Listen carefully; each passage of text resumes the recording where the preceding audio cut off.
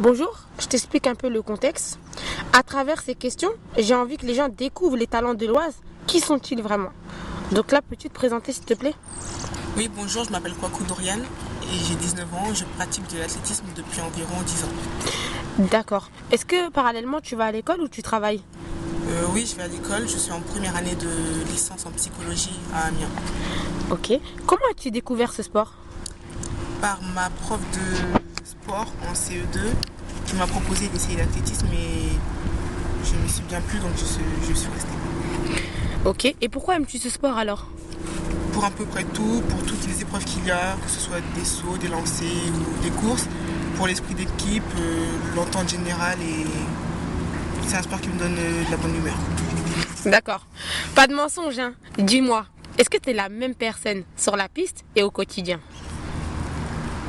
Je pense que ça dépend des situations, mais je reste toujours fidèle à moi-même. D'accord. Est-ce que tu as des petites anecdotes à nous raconter, comme ça? Le sport m'a fait découvrir que dans la vie, il ne faut jamais rien lâcher. Par exemple, il y a quelques années, environ 2 ans, j'ai eu beaucoup de problèmes physiques qui m'ont empêché de faire une saison correcte. Mais j'ai quand même pu revenir, on va dire, 3-4 semaines avant les championnats de France. Et malgré tous ces soucis, et avec l'aide de mon coach et de mes coéquipiers d'entraînement, j'ai réussi quand même à faire un podium.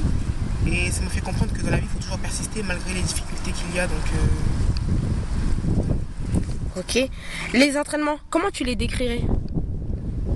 Que de la bonne humeur, hein. Franchement, la vraie chose qui me motive à venir à l'entraînement, à part le fait de progresser, c'est surtout mes amis et mon coach. Même quand je suis de mauvaise humeur, en venant ici, j'arrive toujours à être contente, à m'amuser, et c'est surtout beaucoup de joie. Pas mal. Parle-nous de ton coach. C'est un fou. C'est un fou, mais malgré ça, il a un grand cœur.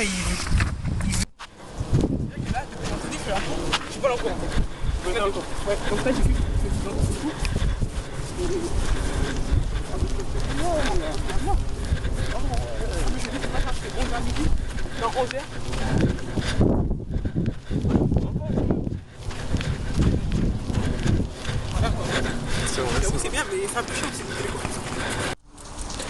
Bonsoir Dorian, on te retrouve après une fin de séance aujourd'hui. J'ai encore quelques petites questions à te poser.